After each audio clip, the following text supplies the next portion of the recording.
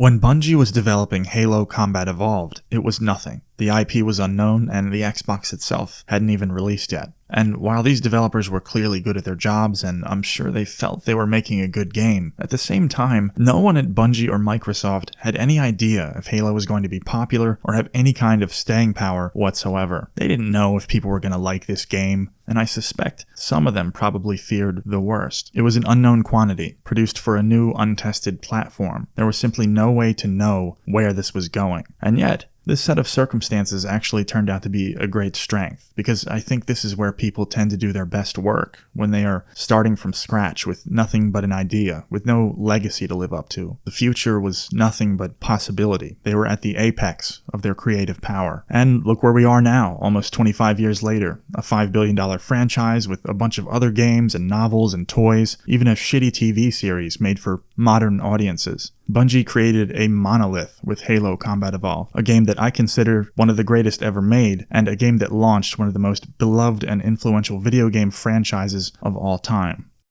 One of the main reasons Halo turned out to be such a special game is because Bungie simply nailed everything that matters. The setting and art direction are incredible, and the audio-visual presentation is as good as anything from the time period. The aesthetic of Halo CE is just iconic. The unique look and feel, the sweeping landscapes, the epic alien structures, the satisfying weapon sounds, the great character designs. It's all there. Not a single detail was neglected. The outstanding music was among the best featured in a game up to that point, and Bungie's meticulous attention to how music was deployed, like the precision with which music was used to enhance the atmosphere of specific scenes or gameplay segments. These guys were really just on another level. Bungie even went the extra mile to present us with an engaging, competently acted story that's good right up to the end, and introduced the world to a gaming icon in Master Chief. Bungie simply had all their bases covered, and when you dip beneath the surface to examine the actual gameplay and level design, this is where Halo solidifies itself as a masterpiece.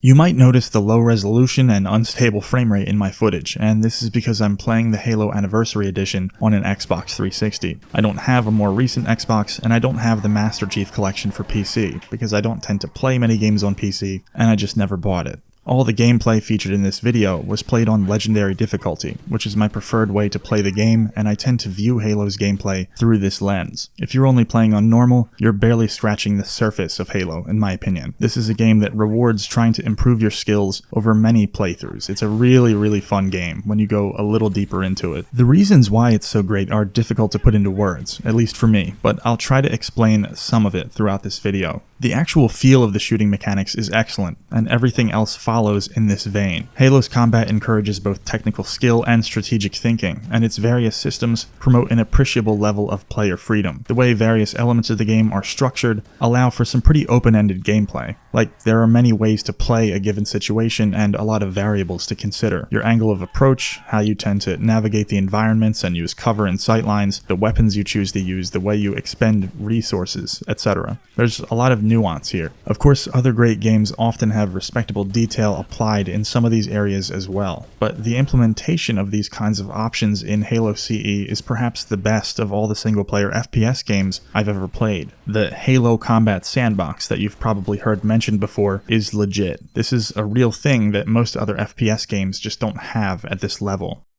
Halo's enemy AI is really strong, even today. The enemies are highly reactive to the player's actions, and will routinely attempt to gang up on you and flank you. The elites in particular tend to use cover effectively and will often dodge your attacks. They are powerful and unpredictable, so as to be challenging to take down, while still remaining just predictable enough to be really satisfying to fight. Bungie did some solid work here. The enemy AI is so dynamic in this game that a lot of the time you can't depend too much on predetermined setups or strategies. For example, when you repeat a level or checkpoint, you will often find that enemies aren't in the exact same place or don't react to your actions in the same way as before. There's even a bit of randomness to the spawns as well, like you may get a slightly different configuration of enemies each time. This kind of stuff makes the game very challenging. It forces you to focus on the fundamental skills of combat and doesn't allow the player to be over-dependent on game knowledge. Survival depends on your ability to adapt. Your Marine allies aren't especially useful in terms of damage output, but you'll always want to keep them alive whenever possible, as they are very effective in distracting the Master Chief's enemies. The actual enemy variety is pretty modest, but each enemy type has its own unique set of behaviors, and each one poses a specific type of challenge.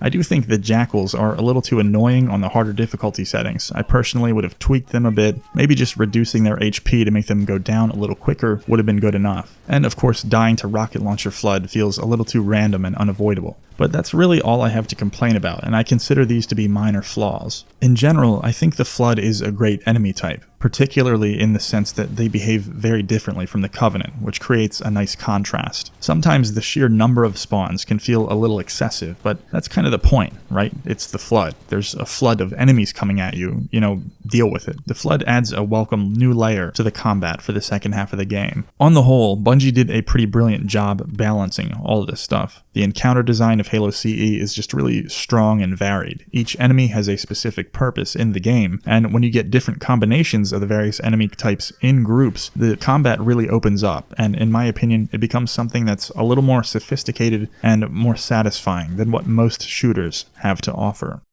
The guns in Halo all feel great to shoot, and each one feels unique, with different strengths and weaknesses to consider. The pistol is of course the overall best weapon in the game. Everybody knows this. It has that iconic look and feel with really satisfying sound effects. Its strong base damage and range make it really versatile and effective against almost all enemies in the campaign. One thing I'm sure at least a few people still haven't realized is that the pistol is actually automatic, which is a nice ease of use feature. And you can of course still fire it as semi-auto when you want greater precision. It was an interesting decision for Bungie to choose the starting pistol as the workhorse weapon for the entire game, something you don't typically see in other shooters. Both of the Covenant energy weapons are very fun and useful, and not just for de-shielding elites or jackals, as the health damage they can put out is also more than adequate. Even the Needler shines brightly in certain situations. Back on the human side, the sniper and shotgun are some of the best in their respective classes. Both are very effective and feel weighty and satisfying to use. Getting your hands on either one of these is always a good time.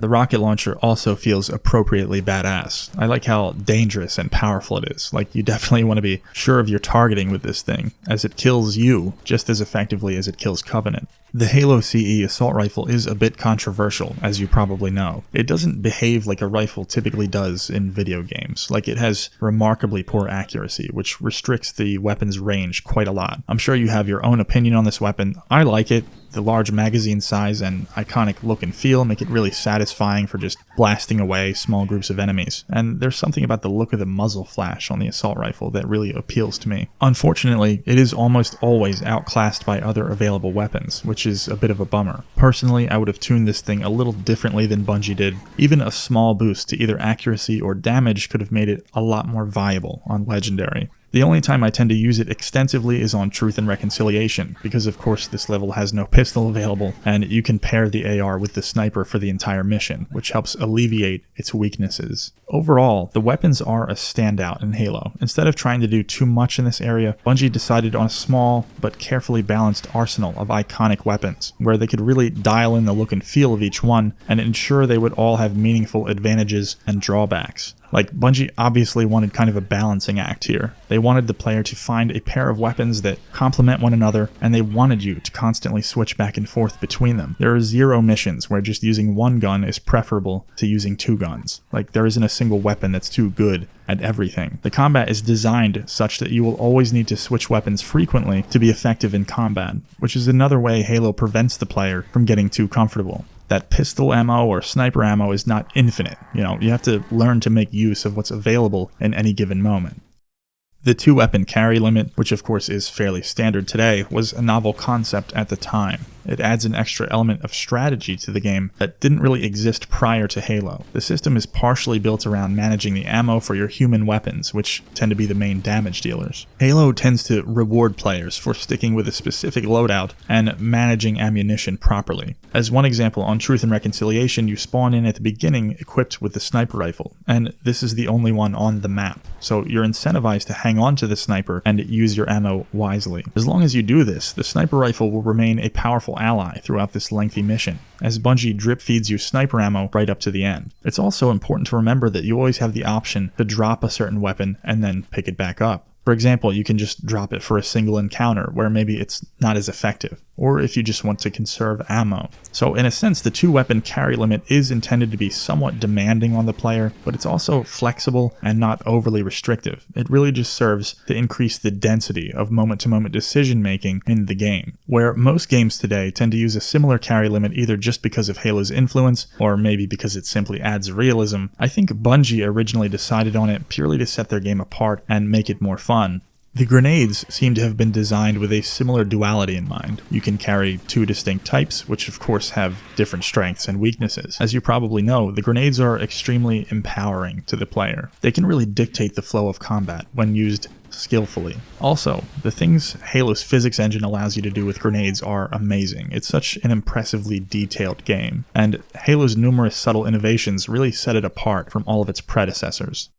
Halo's excellent gameplay is in part the result of its great level design. All 10 missions are really strong. Some people think certain levels are too long or too repetitive. I largely disagree with that. It also doesn't bother me in the slightest that the final 3 levels reuse maps from earlier in the game. To me, it's all just more fun gameplay, and the repeated maps are all infused with enough new elements to meaningfully distinguish them from the prior missions. All of the levels are visually impressive and aesthetically on point, and I love the enormous perceived scale of the environments. The Halo ring itself just feels massive, dare I say, infinite. It's a really interesting place, full of great spaces to run around and kill things in. Bungie has certain themes that they kind of stick to in terms of level design, but the maps still come across as remarkably varied in terms of their actual layouts. They have a really smart approach to placing potential cover as well, like the placement of structures and objects feels highly intentional. I get the sense that a lot of thought and revision was applied in the creation of these levels. I really think Halo CE has some of the most brilliant FPS level design of all time. It just hits that perfect medium between the ultra-gamey, old-school approach to level design and the more naturalistic, modern approach. Like, you know what I mean? The levels feel far more modern and realistic than the absurd maze-like spaces of Doom and Quake, but they also don't necessarily feel like realistic, true-to-life spaces either. It's somewhere in the middle. They manage to feel like video game levels in the classical sense, but with just enough realism to make them almost believable. Many of today's games tend to prioritize realism a little too much for my taste. Halo CE walks this line flawlessly. And I fucking love all the repetitive corridors in this game. Narrow, cramped spaces are one of my most favorite concepts in level design, and it's unfortunately becoming kind of a dying art at this point. Sections like this on levels such as Truth and Reconciliation, Assault on the Control Room, and the Pillar of Autumn are just iconic. A lot of the best combat takes place in these spaces, and I think sections like this are a lot more necessary than many people realize today. Like, I want to feel confined by the environment. I want to feel like the level design itself is in some sense dictating the combat difficulty. Like it's almost squeezing you, it's imposing a certain structure on gameplay. It's forcing close quarters combat, and it's forcing a specific kind of challenge that you just don't get in a game that's too open. Halo strikes just the right balance, switching back and forth between more confined areas and much more open areas precisely at the right tempo, which allows for a steady stream of diverse combat encounters. The levels look and feel massive and imposing, like you can really feel the epic scale of what's going on with this Halo ring, right? But none of the levels are actually too big. The size of the environments I think is perfect. Bungie also successfully experimented with some non-linear sections in a couple missions. For example, the Silent Cartographer is pretty much an open-ended playground, a little island that you can explore however you want, which is a nice touch. The occasional vehicle sections are nicely spaced out over the course of the campaign, and are a welcome change of pace. The Warthog run at the end is a real standout, and a brilliant idea for the game's finale. Altogether, the levels they created for this game are excellent. The way Bungie seems to have conceptualized what a Halo level should be is pretty much everything I could ask for in a first-person shooter. They definitely stretch the repetition pretty much to the limit at certain points, but it really doesn't bother me. The most notorious example is of course the intense repetition of the library. Now, if they did cut down on this level's enemy spawns a little, and maybe removed a couple sections to make it a bit faster, would that be an improvement? Yeah, maybe, but I respect Bungie's confidence in releasing it as it is. They really doubled down on the idea of the library. Like, they're trapping you in this long, arduous fight for survival against the overwhelming horde of the Flood, and you have to just deal with it and fight your way out. I view the library as an aesthetic statement from Bungie about their game and its world. Like, this is what the Flood represents. This is the future of human civilization if the Master Chief doesn't figure this shit out, you know? The level is challenging and can be kind of exhausting, but it really sells the nightmare of the Flood and also the concept of the Halo ring itself better than any other part of the game does. Sure, if the entire game was like the library, it would definitely suck. But as a single level out of 10, as a part of a whole, I think it's important. The game is a masterpiece, and each mission is a critical piece of the puzzle. So a lot of things are coming together here to form the Halo Combat Sandbox. Everything from the physics, to the weapon balancing, time to kill, level design, enemy behavior, all the various options available to the player in any given moment, even the Master Chief's moveset and walking speed. All this stuff has been considered very thoughtfully to produce a superior video game. Even things like controls, movement, and targeting feel perfect despite the game's age. This is one of those games where it's just obvious to me that the creators took a super granular approach to design to ensure all these interacting systems and mechanics would come together in a cohesive whole. They really put in the work to make sure their game would be as fun as possible, and this is why Halo is just as fun to play now as it was in 2001. It's unfortunate that most AAA developers today don't seem to take this approach at all. They tend to just mix and match from whatever gameplay trends have been popular lately, and they don't really put any sort of granular work into the details of how their gameplay systems actually function and interact with each other. Instead, it seems like they blow the entire budget on graphics and cinematics, and then they graft on some trendy gameplay features and RPG progression and call it a day. Everything is the same. That's the unfortunate state of gaming today. Games are front-loaded with a bunch of bullshit that basically functions as an elaborate smokescreen to hide how hollow their actual gameplay is. It's not so much design as it is just drag and drop from other recent popular games. Anyway, I guess I should probably steer this monologue in the direction of the theoretical Halo remake as the title promised. Of course, remaking Halo is a ridiculous idea, but I assume they're going to do it anyway, because I'm sure 343 or Halo Studios or whatever they're calling themselves now are probably out of ideas at this point and excited by the prospect of yet another opportunity to insult the legacy of Master Chief. Obviously, I am in complete opposition to the idea of this game ever being remade, but just for fun, I'll talk about the standard I personally would expect from a Halo remake. First of all, a strong adherence to the original vision of Halo is by far the most important consideration for such a project. You should only be remaking Halo if you are prepared to make the definitive version of the game. You're not experimenting or trying out a new interpretation of the original, you're not adding any of your own baggage. Nothing. You're really just trying to bring the audio-visual presentation up to the current standard, maybe with some subtle quality of life improvements, while preserving the original feel and aesthetic to the highest degree possible. Many of the things I talked about in this video are things that can't really be changed because they make the game what it is. You can't fix Halo Combat Evolved. Outside of a few bugs, there's nothing to fix here. Substantial changes to any aspect of the underlying design should be avoided as a general rule. I'm sure ideas for some cool new features could be developed, but anything like this would need to be optional to protect the integrity of the campaign. The originally intended experience must be as intact and unblemished as possible. Nothing of these people should really be felt while playing the game. Their entire purpose, from start to finish, should be to honor Bungie's work at every step of the process. And if somehow something like this game I'm describing here actually got made, I think it could be reasonably successful. I would like the game, I would probably still nitpick and complain about certain parts of it, but I would enjoy the game and I would respect their effort. Unfortunately, of course we know that nothing like this is actually possible at a modern game studio. The budgets are too big, the talent just isn't really there, and the arrogance of the people in charge is too absolute. I'm telling you right now, if Halo Studios puts their hands on this game, they will fuck it up. It is a guarantee. There are so many delicate, interconnected pieces of design that make Halo CE what it is. There are simply way too many things to get wrong. Adapting Halo to a much more realistic visual style without compromising the game's artistic intent would be a steep challenge, and that's even for a good developer. If they do this remake, the original aesthetic will be destroyed. There's no questioning this. It's pretty much a foregone conclusion. The gameplay will almost certainly be updated in ways that make the game worse. The character designs will be ruined, the levels will be ripped out and replaced with something more modern and trendy, and the story will be rewritten to feature as much cringe millennial humor as possible. And my god, my fucking generation must be among the worst in the history of the human species. We've never created anything good. We don't even have the ability to create. We simply reference superior works from the past while having nothing to call our own. We have literally accomplished nothing.